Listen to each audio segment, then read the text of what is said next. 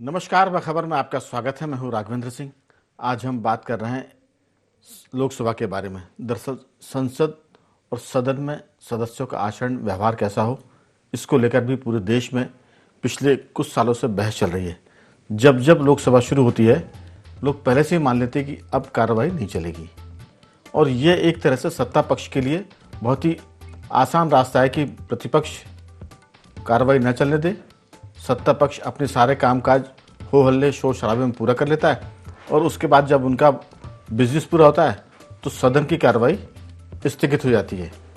तो इसमें दो चीज़ें हैं, या तो प्रतिपक्ष की सत्ता पक्ष से साठगांठ है कि हम आपको आसान रास्ता दे रहे हैं, कोई डिबेट नहीं होगी, हल्ला सिर्फ करेंगे, आप अपने कामकाज करिए और सेफ पैसेज में निकल जाइए। देश के बारे में कोई चर्चा नहीं, देश की जनता की समस्या के बारे में कोई चर्चा नहीं, और देश के अंतर्राष्ट्रीय हितों पर कोई चर्चा नहीं। अगर सिर्फ लोकसभा में हंगामा ही एक मकसद है तो फिर तो सत्ता पक्ष के लिए इससे आसान कोई चीज़ नहीं है। हर कोई सत्ता आसान रास्ता चाहती, चाहे वो कांग्रेस की हो, चाहे एनडीए बीजेपी किसी की भी हो। आज इसी पर बात करेंगे कि आखिर नेता प्रतिपक्ष और सदन के जो संचालक हैं, लोकसभा के अध्यक्ष, उनके बीच आखिर ऐसा क्या चल रहा है जिसके चलते ये गड़बड़ी है। सिर्फ हमारी आशंका है, चल तो ये सबके बीच में रहा है, सत्ता पक्ष के पूरे सदस्यों को, प्रतिपक्ष के बीच में, लोकसभा अध्यक्ष के बीच में। यहाँ पर बहुत सारी बातें निकल के आती है जो चर्चा में हम शामिल करेंगे। क्या लोकसभा के अध्यक्ष सदन का संचालन ठीक से नहीं कर पा रहे? क्या वो नेता प्रतिपक्ष या विपक्ष को समय नहीं दे रहे हैं, या वो उनको नियंत्रित नहीं कर पा रहे हैं सदन की मर्यादा के अनुरूप? बहुत सारी बातें हैं, क्योंकि इसके पहले ऐसे अवसर कई बार आए हैं, लेकिन ऐसा नहीं हुआ कि मेरा टेसू यहीं अड़ा। हमको चर्चा करना ही है, चाहे कुछ भी हो जाए, वो नियम के साथ हो, संगत है असंगत है, कुछ भी हो। इसी पर विस्तार से बात करेंगे, लेकिन उसके पहले हम आपको बता दें कि इस मुद्दे पर नेता प्रतिपक्ष राहुल गांधी क्या कहते हैं वो भी सुनेंगे, और फिर भाजपा की संसदीय कार्य मंत्री किरण रिजिजू क्या कहते हैं ये भी सुनेंगे। और ये भी मैं आपको बताऊं कि इस चर्चा में हमारे साथ मौजूद रहेंगे स्टूडियो में हमारे दो खास मेहमान, IND24 के कंसल्टिंग एडिटर योगीराज योगेश जी, मध्य प्रदेश के वरिष्ठ पत्रकार जयंत सिंह तोमर जी, और दिल्ली से जुड़ेंगे राजनीतिक विश्लेषक नागेंद्र सिंह परमार जी। पहले सुनते हैं किरण जी को और राहुल जी को, फिर करेंगे चर्चा की शुरुआत। Story started a few days ago when the issue of that book came, the Narawane book. And the government didn't want me to discuss that at all. And so they stalled the house. They didn't let me speak. And that happened 3 or 4 times. In that they said that I cannot, first they said that I cannot quote a book. Then I said I'll speak about it. Then they didn't want me to speak about it. Rajya Sabha में मुझे लगता है कि कांग्रेस के नेता ने थोड़ा ज्यादा समझदारी का काम किया है। जो व्यवहार कांग्रेस के सांसदों ने किया है स्पीकर के साथ, और टेबल में चढ़ करके और स्पीकर का चैम्बर अंदर में घुस करके जो किया है, उससे स्पीकर साहब को भी आहत हुआ है और हम सबको बहुत बुरा लगा। एमपीज बोलने के लिए मौका नहीं मिलेंगे तो जिम्मेदार कांग्रेस पार्टी का होगा। अगर नियम के बाहर जा करके बोलेंगे तो व्यवस्था तो पहले से बना हुआ है। अब इस पूरी चर्चा में ये बात भी जरूर विषय बनेगी कि आखिर लोकसभा तक जो पहुंचते हैं उनका आचरण सदन के बाहर और भीतर कैसा होना चाहिए। और फिर अगर आप लोकसभा के सीनियर सदस्य हो गए, एक से अधिक बार चुने गए हैं, और फिर नेता प्रतिपक्ष की आसंदी तक पहुंचे हैं, तो फिर आपको ये बताना भी चाहिए कि आप इसके वाकई में हकदार हैं।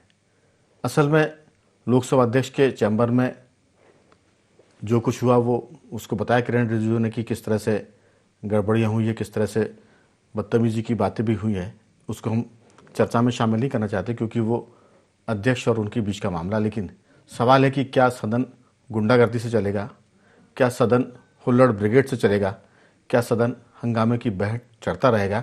आखिर किसी को तो इसमें आगे बढ़ना पड़ेगा, लेकिन सवाल है कि किसी से मतलब ताली एक हाथ से नहीं बच सकती।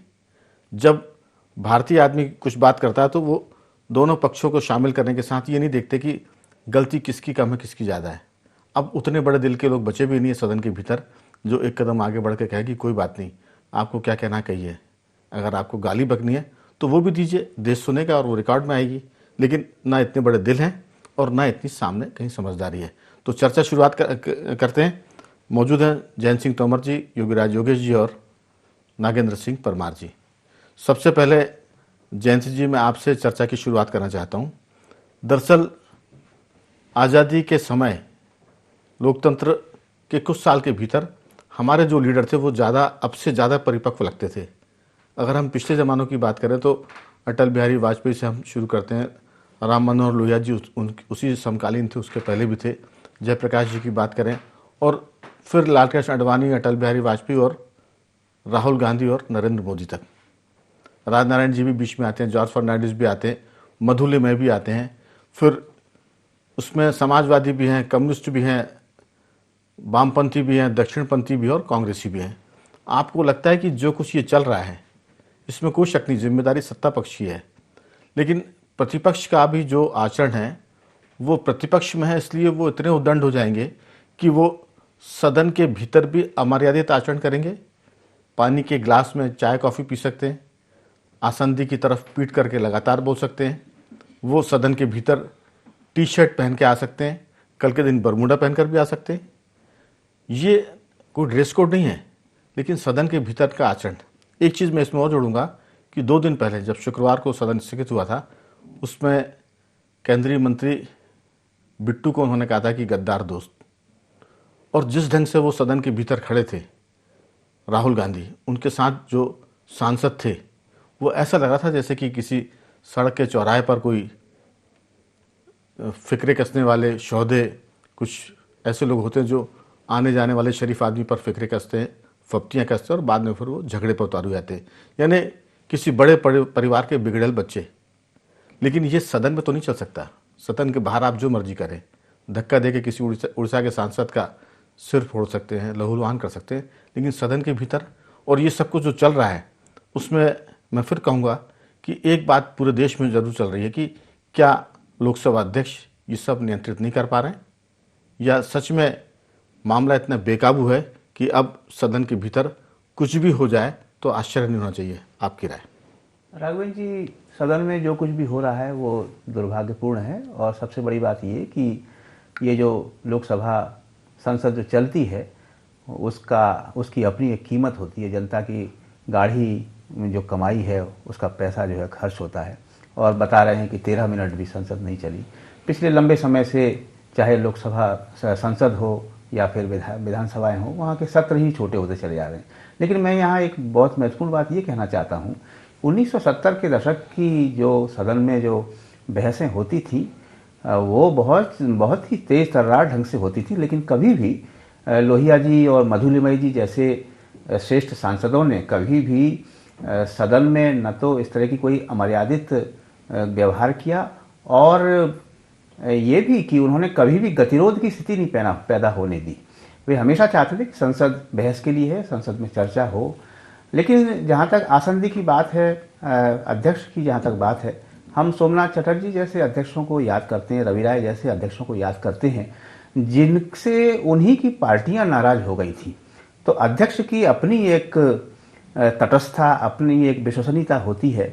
तो ये अध्यक्ष के ऊपर है कि वो कैसे अपनी विश्वसनीयता को कायम करे, ये सबसे महत्वपूर्ण बात है। जहाँ तक राहुल गांधी जी की बात है, उन्हें सदन की जो मर्यादा है, सदन में किस तरह का आचरण करना चाहिए, एक भारतीय संसद का जो स्वरूप रहा है उसको कैसे वो आत्मसात करें, ये उन्हें सीखने की आवश्यकता है। अब अगर ये स्थिति बनती है कि नेता प्रतिपक्ष को आचरण सीखने के लिए प्रशिक्षण की जरूरत है, तो फिर तो बड़ी गंभीर स्थिति है। मैं ये नहीं कहता कि उनकी रीति नीति से कांग्रेस की क्या दशा है, दुर्दशा है, और वो कितने उत्कर्ष पे है, कितने पराभव पर है, ये तो पूरा देश जानता है। लेकिन वो जिस परिवार से आते हैं वो भारत में सत्ता चलाने वाला परिवार रहा है, और सत्ता चलाने में अगर प्रतिपक्ष जो वो व्यवहार खुद कर रहे हैं, अगर उनके परिवारों के साथ वैसा प्रतिपक्ष करता तो ना तो नेहरू जी ठीक से सरकार चला पाते, ना इंदिरा जी, ना राजीव गांधी और ना मनमोहन सिंह। सवाल ये है जयंत जी कि ये जो सारी स्थितियां हैं, नेहरू जी को हम कहते हैं कि वो भारतीय लोकतंत्र में सबसे बड़े लोकतांत्रिक चेहरा थे, सबसे बड़े डेमोक्रेट लीडर थे। लेकिन उनके कार्यकाल में भी अगर आप देखिए कि मधु दंडवते या हम बात करें सारे उन समाजवादी नेताओं की जो वहाँ बहस करते थे और कई बार सत्ता पक्ष ने या मार्शल के द्वारा उनको उठाकर बाहर भी कराया, क्या ये स्थिति, अगर पिछले जमाने की बात करें नेहरू जी के काल की, तो क्या राहुल गांधी जैसा व्यवहार करने वाले व्यक्ति को, भले वो नेता प्रतिपक्ष है, सदन के बाहर नहीं किया जाता? क्योंकि वो जिस ढंग से टी शर्ट पहन के आ रहा है, जिस तरह से एक तरह से बेअदबी कर रहे हैं सदन के आसंदी को लेकर भी और प्रधानमंत्री को लेकर भी। क्योंकि प्रधानमंत्री को लेकर मैं इसलिए कह रहा हूँ कि उन्होंने उनको जाके गले लिपटने का वो काम किया जो इतिहास में कभी नहीं हुआ। क्योंकि मर्यादा की रेखा होती है, सत्ता पक्ष अलग बैठता है, प्रतिपक्ष अलग बैठता है, गर्भगृह तक आप आ सकते हैं, लेकिन राहुल गांधी ने वो सीमाएं भी तोड़ दी, वो मर्यादा तोड़ के वो आसंदी पर वो प्रधानमंत्री के पास गए और वहां गले मिले और आंख मारी। इसके बाद ही मुझे लगता है कि सबसे सख्त कार्रवाई की जरूरत थी। एक छोटी सी कहानी मैं बीच में जरूर सुनाऊंगा कि अगर ये राहुल गांधी का व्यवहार हो रहा है तो इसके लिए भाजपा जिम्मेदार है। वो चाहती है कि इनमें जो बिगाड़ है, जो बिगड़ापन है, वो और बढ़ जाए। मैं लौटूंगा आपके पास। योगीराज जी, आपकी टिप्पणी, फिर मैं अंत में पहुंचूंगा नागेंद्र जी की तरफ। देखिए सर, एक तो सबसे प्रमुख बात क्या है कि आजकल लाइव प्रसारण होता है सारी चीज़ों का, तो कोई कुछ भी सफाई दे, कोई कुछ भी कहना चाहे, आपका सारा इंटेंशन, आपका पूरा एक्शन जनता देखती है, वो समझ जाती है कि आप क्या करना चाहते हैं। बार बार आप एक ही बात पर अड़े हुए हैं और बार बार ये कह रहे हैं कि मुझे बोलने नहीं दिया जा रहा, जबकि इस सत्र में सबसे ज़्यादा समय यदि किसी को बोलने के लिए दिया गया तो वो राहुल गांधी को दिया गया। एक बार दिया गया, 11 बजे संसद की कार्रवाई शुरू होती है, राहुल गांधी जी बोलेंगे, सुन रहे हैं सब। उन्होंने फिर चिल्ला चोट मचाना शुरू कर दी, 12 बजे तक के लिए स्थगित, 12 बजे फिर उनको टाइम दिया, फिर 2 बजे तक के लिए स्थगित, 2 बजे फिर उनको टाइम दिया। उनको इतना टाइम मैंने तो आज तक नहीं देखा विपक्ष के किसी नेता को इतनी बार समय दिया गया, और जितनी बार समय दिया गया वो वापस वहीं आके अड़ जाते थे। और एक और महत्वपूर्ण बात यह कि क्या नरवणे की किताब इतनी इम्पोर्टेंट है कि पूरा संसद में बस उसी पर चर्चा होगी? ऐसी 50 किताब आती हैं और उन पर ऐसी कई कंट्रोवर्सी रहती है।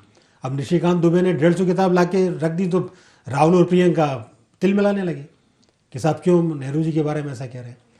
तो जब आप अनावश्यक किसी बात को लेकर अड़ जाएंगे आप, तो फिर जवाब आएगा ही ना वहाँ।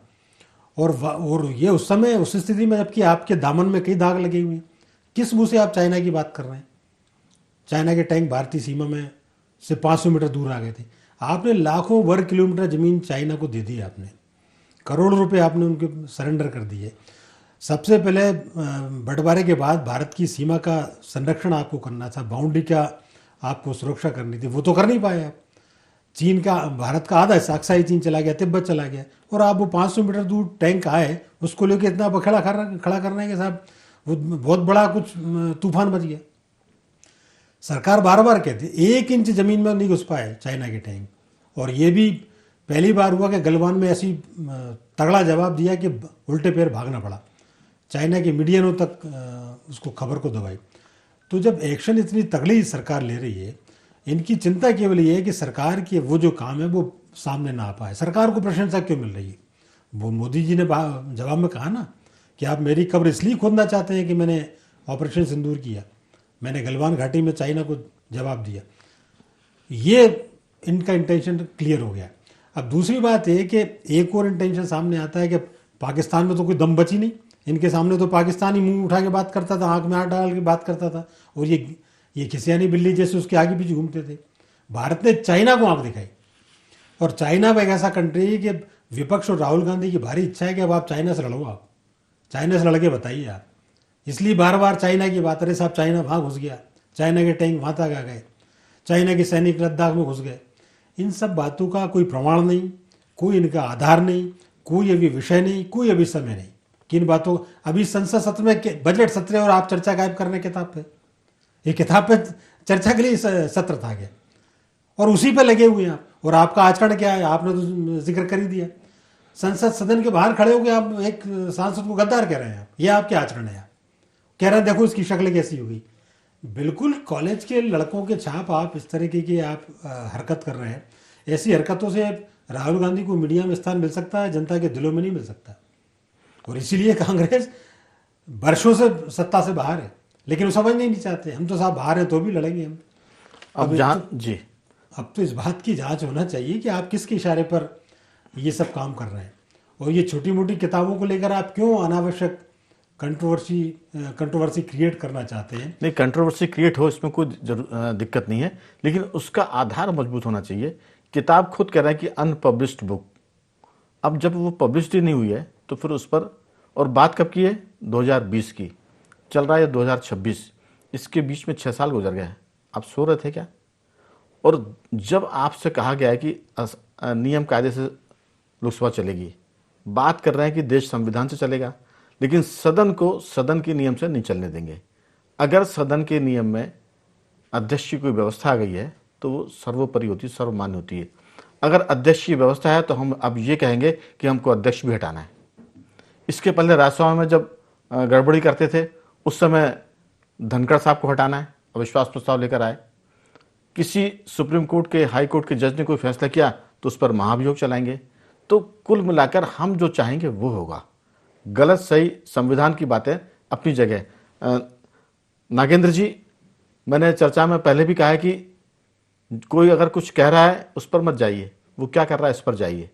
संविधान की किताब लेकर असंवैधानिक बातें, असंवैधानिकृत सदन को नहीं चलने देना। एक सीमा तक तो ठीक है, लेकिन हर सत्र में यही हो रहा है। जब ये जो लोकसभा चल रही है इसके सदस्य शपथ समारोह में आके शपथ ग्रहण कर रहे थे, तब से संविधान की किताब को लेकर जिस ढंग का व्यवहार राहुल गांधी और उनकी टीम कर रही है, ऐसा लगता है कि इस सदन में जरूर किसी दिन कोई बड़ी घटना होगी। वो घटना मारपीट की हो सकती है, तोड़फोड़ की हो सकती है, और इससे भी कोई छोटी बड़ी हो सकती है, क्योंकि जब तक सदन के भीतर कोई इस तरह की बात ना हो तब तक ऐसा लगता है कि मन में कुछ और है, मानने वाले नहीं है। मैं जरूर एक बात इसमें जोड़ूंगा कि अगर कांग्रेस छोड़ने वाला गद्दार है बिट्टू, तो फिर ममता बनर्जी कौन है? उन्होंने भी कांग्रेस छोड़ी है और बंगाल में वो कांग्रेस से छोड़कर सरकार बनाए हुए हैं, वो भी गद्दार है। शरद पवार क्या है, वो कांग्रेस में थे, सोनिया जी को प्रधानमंत्री के बनाने के मुद्दे पर उन्होंने कांग्रेस छोड़ दी थी, फिर वो कौन है? तो उन गद्दारों के साथ तो आपकी गलबैया हैं। और अगर एक कांग्रेस छोड़कर कोई बेअंत सिंह जो शहीद मुख्यमंत्री है पंजाब के, उनका पोता अगर सरकार में है तो वो गद्दार है। तो ये जो बहुत सारी बातें बताती है कि दिमाग में क्या भरा हुआ है, क्या करना चाहते हैं, और सदन और देश में बहुत सारी बातें जो मैं अगले दौर की बातचीत में नटशेल में कहूँगा। आपकी राय, सदन का जो रुख है इतना अड़ियल है सदन में नेताओं का कि वो लगता नहीं कि ये बजट सत्र भी ठीक से चल पाएगा। आपकी राय? जी राघवेंद्र जी, देखिए दरअसल असल बात जो मुझे लग क्या है कि कांग्रेस की जो मानसिकता है वो सत्ता पर स्वयं की स्वाभाविक दावेदारी वाली है, और वो इस सच को स्वीकार ही नहीं करने को तैयार है कि देश की जनता ने बहुमत के साथ तीसरी बार नरेंद्र मोदी जी को प्रधानमंत्री चुना है। वो ये बात कतई मानने को तैयार नहीं है, और वो इस सच को कतई स्वीकार करने के लिए तैयार नहीं है।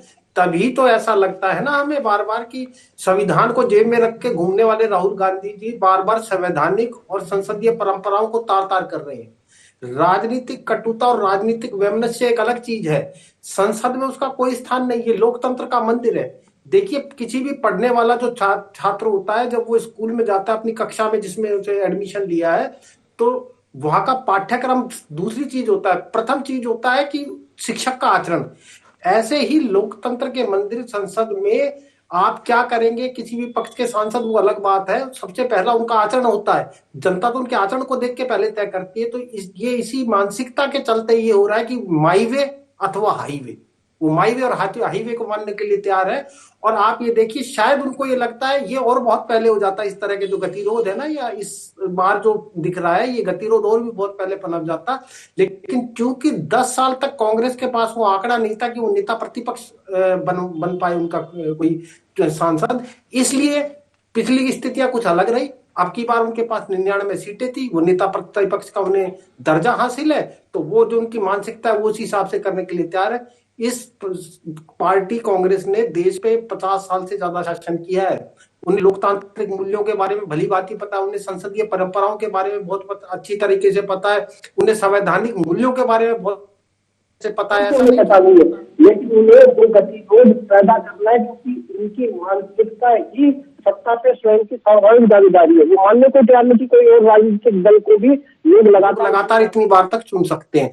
और देखिए, राजनीतिक कटुता के चलते आप संसद को बंधक बना लेंगे, जहां देश की विकास की योजनाएं, जहां बैठ के हमारे देश की विकास की योजनाएं तैयार होनी है, जो भविष्य का खाका तैयार होना है, आम आदमी के मुद्दों की बात होनी है, आम आदमियों के लिए मुद्दों के, आम आदमी की समस्याओं से के लिए, आम आदमी के विकास के लिए अलग अलग योजनाएं बन रही होती है। ऐसी जगह संसद को आप बंधक बना लेंगे अपनी राजनीतिक कटुता के चलते।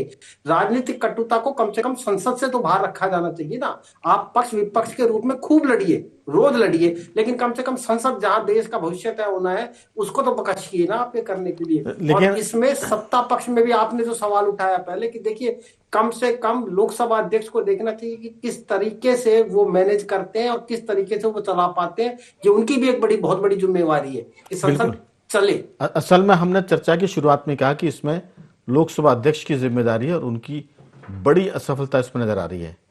एक बात तय हो गई कि लोकसभा अध्यक्ष असफल इसमें साबित हो रहा है। उसके साथ दूसरी बात भी जैन जी ये तय हो रही है कि वो असफल हैं और ये चलने नहीं देना चाहते। एक तो ये होता है कि कोई कमज़ोर होता है तो फिर विपक्ष मिलकर काम चलाता है, लेकिन आप देखिए कि टैरिफ पर बात होनी चाहिए थी, बजट पर बात होनी चाहिए थी, ऑपरेशन सिंदूर पर बात होनी चाहिए थी, देश के भीतर बहुत सारी जो भी प्रतिपक्ष को समस्या लगती है उस पर बात होनी चाहिए थी। अनपब्लिश्ड बुक को लेकर आप अगर नहीं चलने दे रहे हैं तो मेरा मानना है कि आप सत्ता पक्ष की मदद कर रहे हैं, सत्ता को घेरने वाले मुद्दों को छोड़कर।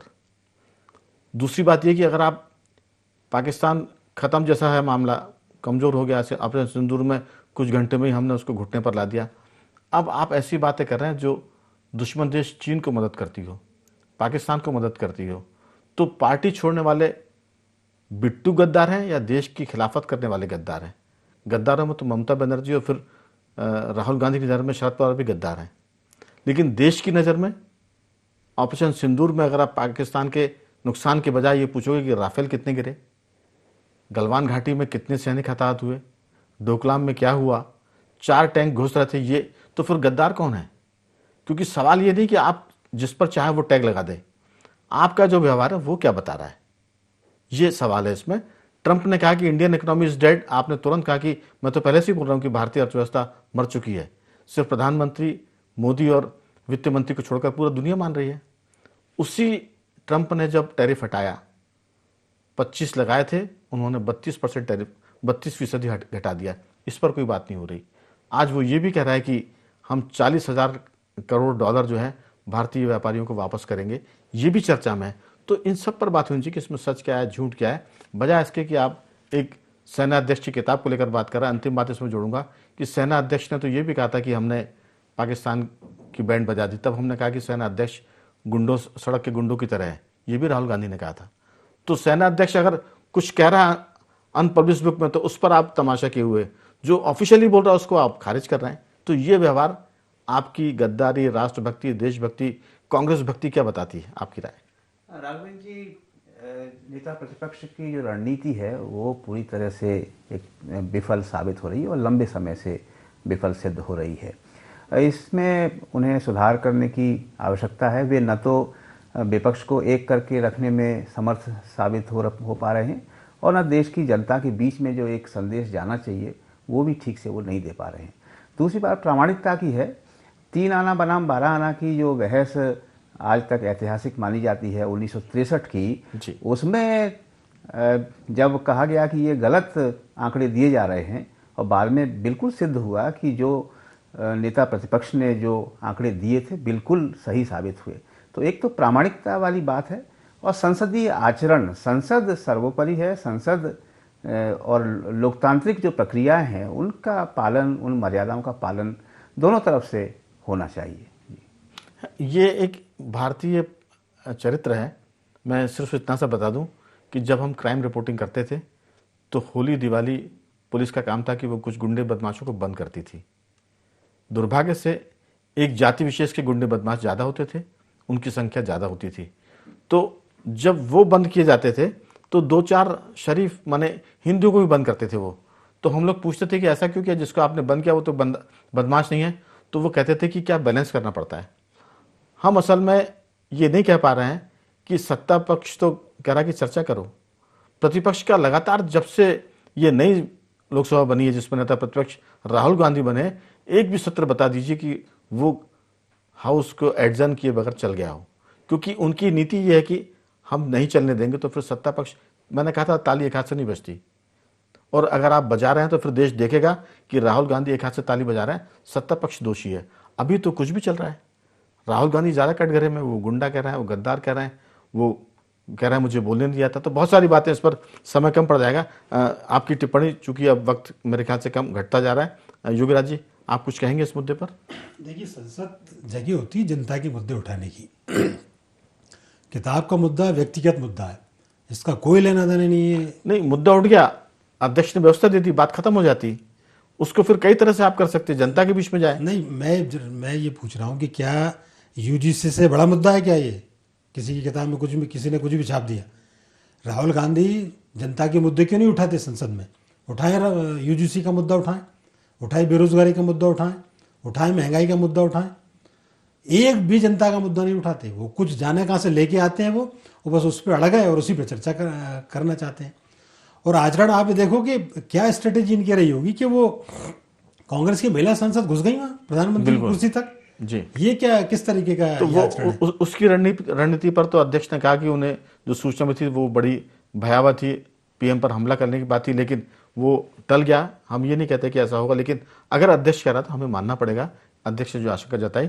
नागेंद्र जी कुछ कहेंगे आप? समय समाप्त हो चुका है जी। बस राघवेंद्र जी ये कहूंगा, देखिए सरकारें आएंगी जाएंगी, लोग कुछ सांसद बनेंगे, कुछ कभी आगे भविष्य में सांसद नहीं बनेंगे, लेकिन संसद यहीं रहेगी। बिल्कुल। इसलिए संवैधानिक मूल्यों का और संसदीय मूल्यों का निर्वहन होना चाहिए और लोकतांत्रिक और संसदीय मूल्य बचे रहने चाहिए। ये लोकतंत्र की सबसे बड़ी, बिल्कुल हम कह सकते हैं कि सरकार को घेरने के लिए ऐसे कई नेता प्रतिपक्ष हुए जिन्होंने सरकार को घेरा। उम्मीद करते हैं कि राहुल गांधी ऐसे नेता प्रतिपक्ष बनेंगे जो सरकार को घेरेंगे और उसको मजबूर करेंगे माफी मांगने के लिए या सुधार करने के लिए। समय अभी बहुत है लोकसभा का। उम्मीद करते हैं कि आने वाले दिनों में सदन ठीक से चलेगा और देश के हित में बातचीत होगी। मैं तीनों मेहमानों का धन्यवाद करूंगा, नागेंद्र जी, जयंत जी और योगीराज जी, आपका बहुत धन्यवाद। बने रहिए हमारे साथ और देखते रहिए IND24।